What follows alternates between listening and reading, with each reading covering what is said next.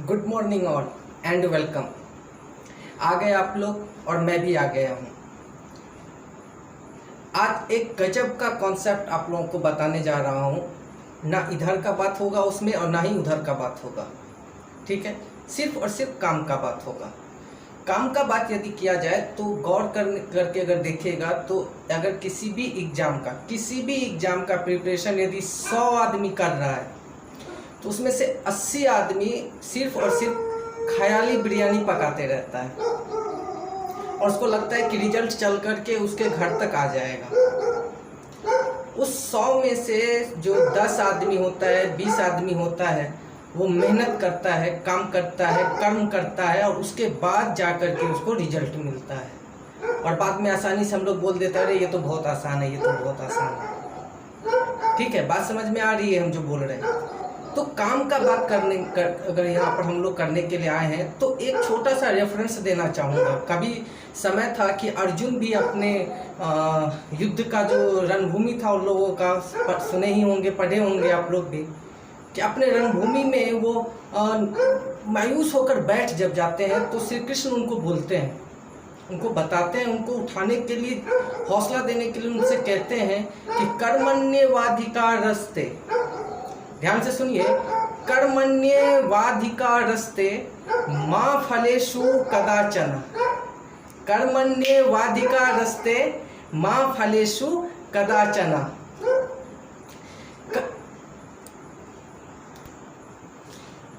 तो यहाँ से हम लोग देख सकते हैं कि कर्मण्येवाधिकारस्ते, सिर्फ और सिर्फ कर्म आपके हाथों में है।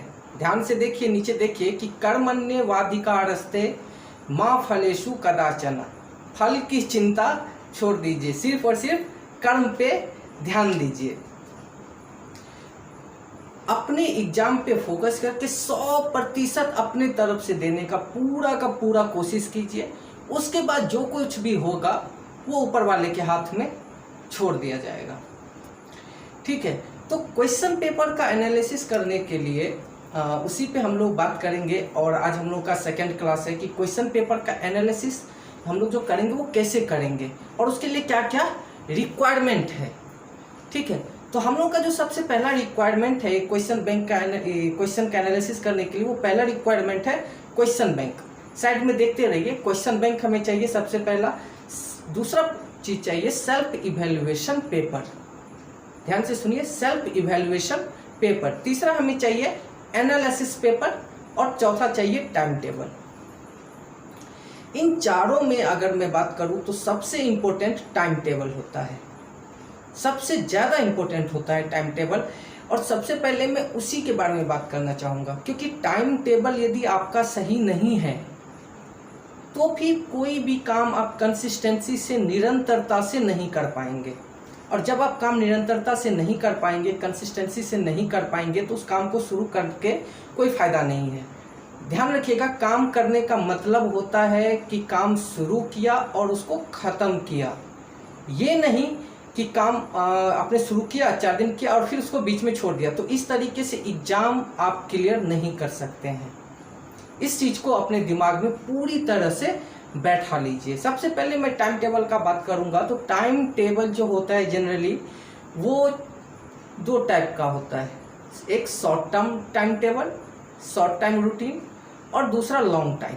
शॉर्ट टाइम में 2 तरह का टाइम टेबल आता है, 2 तरह का रूटीन बनता है। एक कि डेली बेसिस का रूटीन और दूसरा वीकली बेसिस का रूटीन। और लॉन्ग ड्यूरेशन का यदि बात करें तो मंथली बेसिस का टाइम टेबल बनता है। यहाँ पर मैं जो टाइम टेबल अभी आप लोगों को नीचे दिखाने जा रहा हूँ, बताने जा रहा हूँ, वो उसके लिए है जो पूरी की पूरी तरह से एग्ज़ाम का प्रिपरेशन कर रहे हैं और कोई दूसरा काम, कोई जॉब, किसी भी तरह का कोई भी इन्वॉल्वमेंट उनका कहीं दूसरा जगह नहीं है। यदि आप जॉब कर रहे हैं और आप प्रिपरेशन भी करना चाहते हैं तो नीचे कमेंट बॉक्स में आप हमें लिख सकते हैं, हम आपको वहाँ से ये इसका सेंड कर दूंगा, टाइम टेबल मैं आपको इसका सेंड कर दूंगा, जो भी आपका वर्क शेड्यूल है उस हिसाब से, ठीक है। आगे चलिए हम लोग बात करते हैं टाइम टेबल का। तो पहला टाइम टेबल जो डेली बेसिस का होता है, देखिए साइड में देखिए, आपको दिखेगा कि डेली बेसिस का जो टाइम टेबल है उसमें आपको टाइम मैनेज करना सबसे अच्छा है। उसमें चीज़ होता है कि उसमें टाइम मैनेज करना सीखना है कि कब से कब क्या करना है।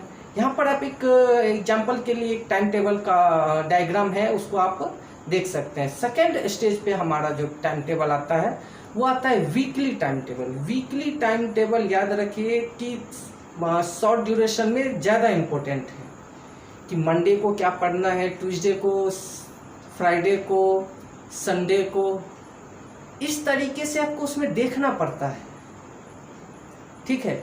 और जो भी स्टडी हम लोग करेंगे, जो भी स्टडी हम लोग करते हैं, उसको दो पार्ट में डिवाइड करके रखते हैं।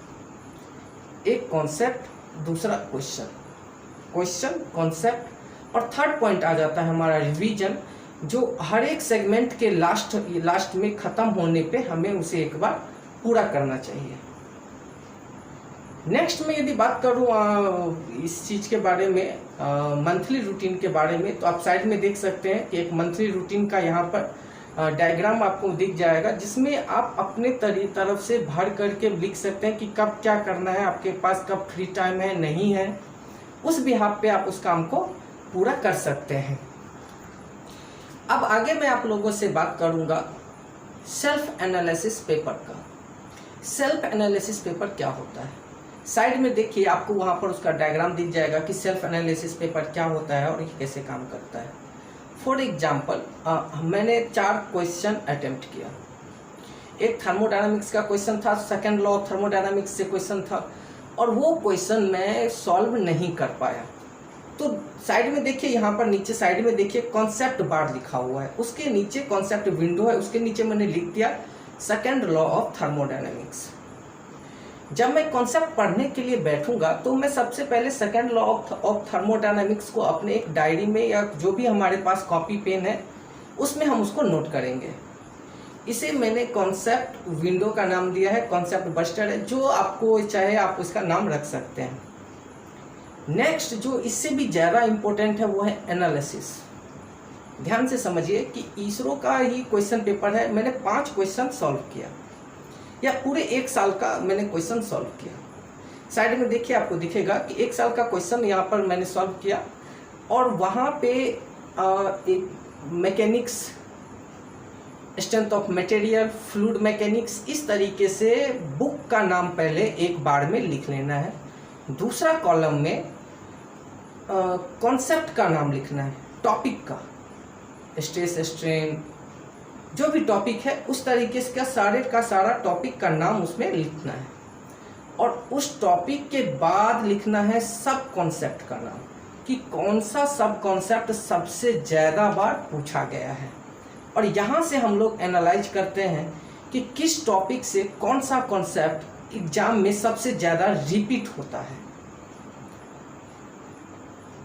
नेक्स्ट क्लास से हम लोग इस चीज़ पर पूरा ध्यान देंगे, पूरा फोकस करेंगे। अगले क्लास में हम लोग इसरो का 2008 का क्वेश्चन पेपर सॉल्व करेंगे और उसका एनालाइज करेंगे।